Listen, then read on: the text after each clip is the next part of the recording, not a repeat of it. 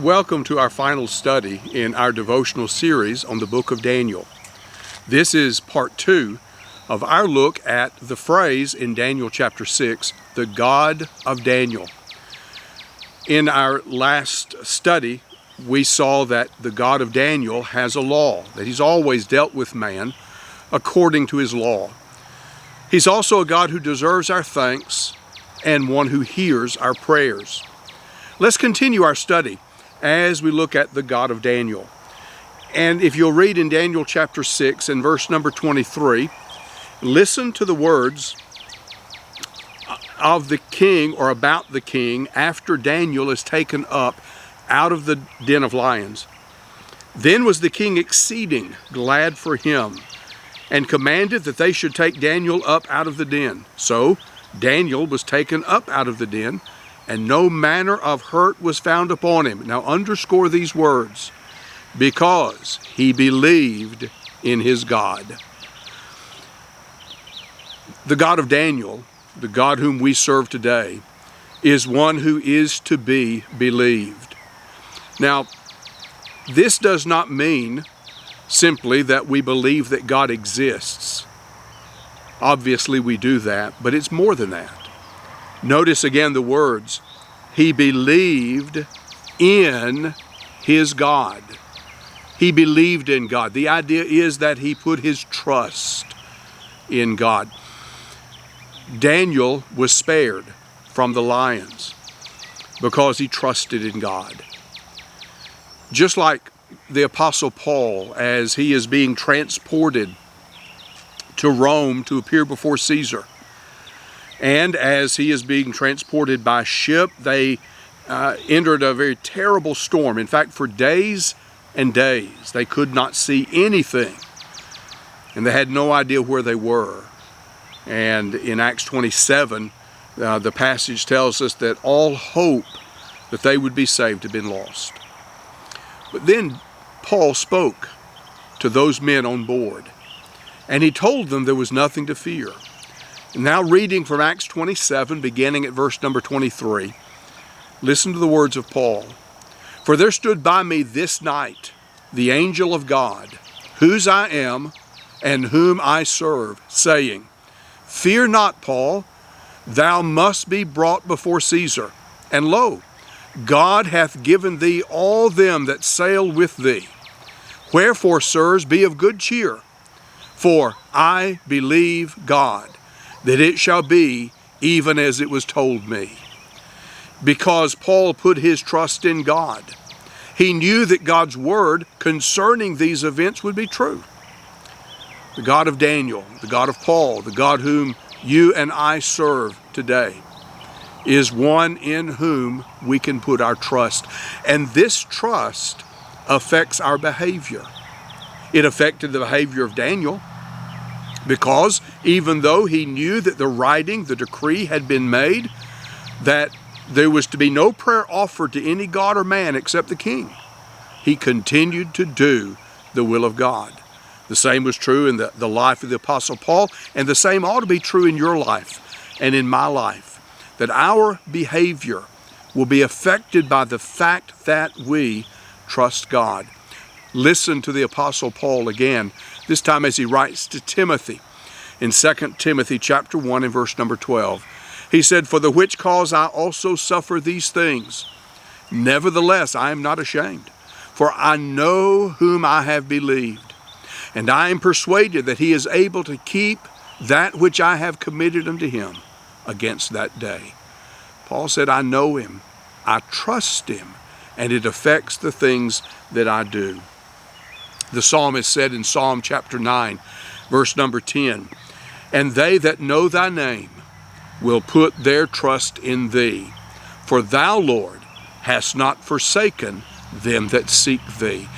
As we study events like Daniel and the lion's den, and other events throughout the book of Daniel, or as you look at the life of Paul and other faithful who trusted in God, that overriding theme is seen throughout, that God never forsakes his people, that God can be trusted. The God of Daniel is one who is to be believed. But then again, the God of Daniel is to be feared. Look down at verse number 26. And this time, the king is making another decree. Now this chapter opens with him being tricked into making a decree that no man is to pray to a god or man except the king for a period of 30 days. And he realizes once Daniel is brought before him that he's been tricked. Now he is making a decree, and let's read it together, verse 26. I make a decree that in every dominion of my kingdom men tremble and fear before the God of Daniel. For he is the living God and steadfast forever, and his kingdom that which shall not be destroyed, and his dominion shall be even unto the end. He delivereth and rescueth, and he worketh signs and wonders in heaven and in earth, who hath delivered Daniel from the power of the lion. Now, it may be that Darius had the idea that if he made a decree that men should fear God, then men will fear God. But the truth is, this type of respect, and the word fear as it's used in this passage is the idea of a reverence and a respect, is not something that can be mandated. You can't command or you can't force people to respect God. Instead, the words that he speaks in the latter part of that reading gives us sufficient reason to fear or to respect or to reverence God. Verse 27, he delivers, he rescues, he works signs and wonders in heaven and earth. He delivered Daniel from the power of the lions. As we see these things that God has done, we recognize that he truly deserves our reverence and our respect. In Psalm 89, verse 7, the psalmist said, God is greatly to be feared in the assembly of the saints, and to be had in reverence of all them that are about him. Look at the vision that the prophet Isaiah had in Isaiah chapter 6. Beginning in verse number 1, he identifies the time period. He said it was the year in which King Uzziah died. And he said, during that year, I saw also the Lord sitting upon a throne, high and lifted up, and his train filled the temple. And I'm reading now from Isaiah chapter 6, and we'll begin at verse number 2, as he describes the scene where the Lord is sitting upon that throne high and lifted up. Above it stood the seraphim. Each one had 6 wings. With twain or two he covered his face. With twain he covered his feet. And with twain he did fly. And one cried unto another, saying, Holy, holy, holy is the Lord of hosts. The whole earth is full of his glory. And the post of the door moved at the voice of him that cried, and the house was filled with smoke. Now listen to Isaiah. Then said I, Woe is me, for I am undone. I am a man of unclean lips, and I dwell in the midst of a people of unclean lips. For mine eyes have seen the King, the Lord of hosts. In this vision, Isaiah recognized his littleness in relationship to God. He recognized his unworthiness in relationship to God. He recognized his great need of forgiveness in relationship with God. And as a result, he had that reverence, that respect, that fear that Darius said men ought to have. Well, Darius was exactly right. But understand, the reason we fear, the reason we respect and reverence God is because we understand who he is and what he has done and can do. And as a result of that, we give him the reverence and the respect that is due his name. The God of Daniel, the God who is to be believed, to be trusted. The God of Daniel, a God who is to be feared, reverenced, and respected. And then in the third and the final place tonight, he is a God who is to be served. In fact, twice, as the king is speaking concerning Daniel, once in verse 16 and also once in verse number 20. He used the phrase, the God whom thou servest continually. When first he realizes the thing that has happened that has put Daniel in this compromising situation, the king said to him, the God whom you serve continually, he will deliver you.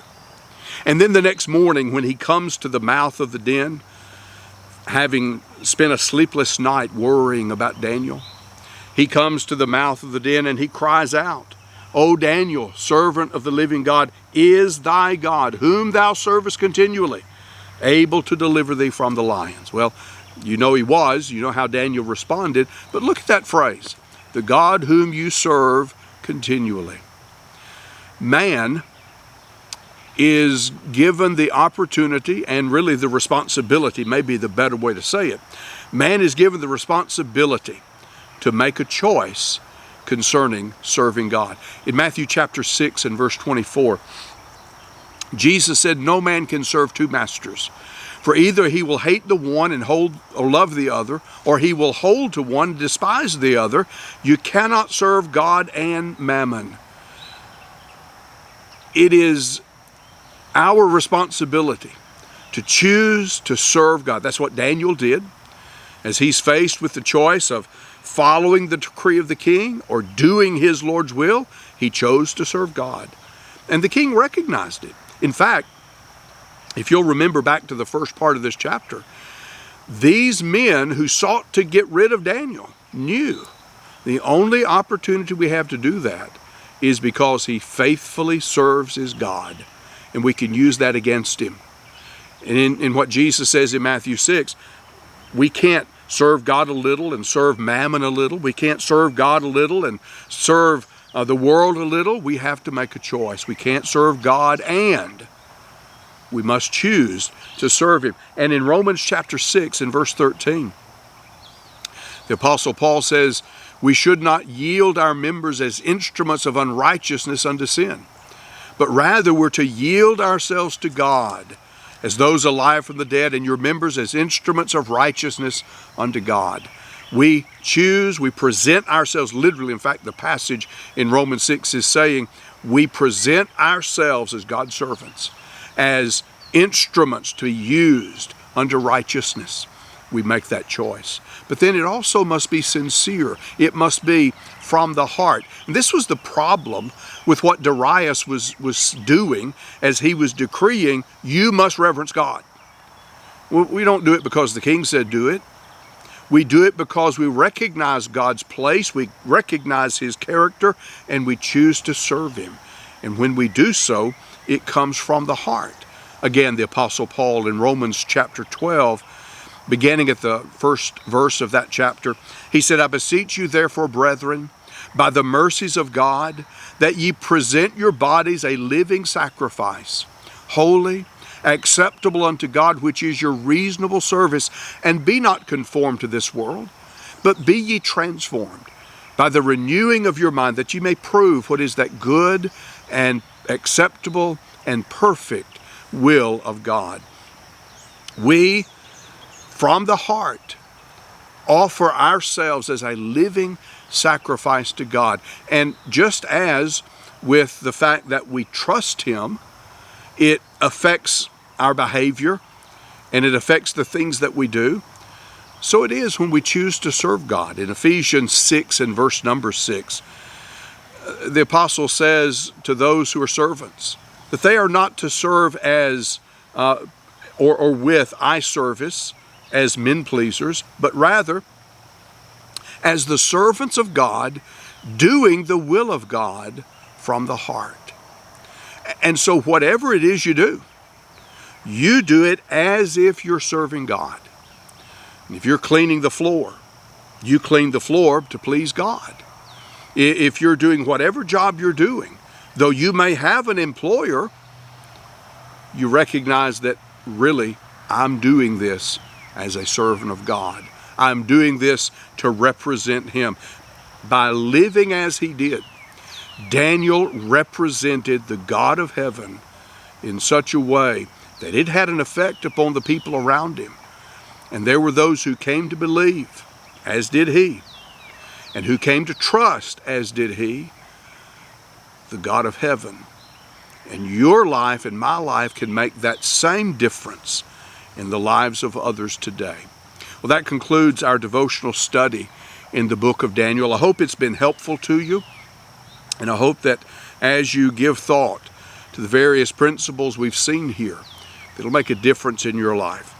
Encourage you later this month to be looking for our next devotional series, one that I have entitled Beneath the Cross of Jesus. And we will be looking at some of the people and some of the events surrounding the crucifixion of Jesus. Until that time, may God bless.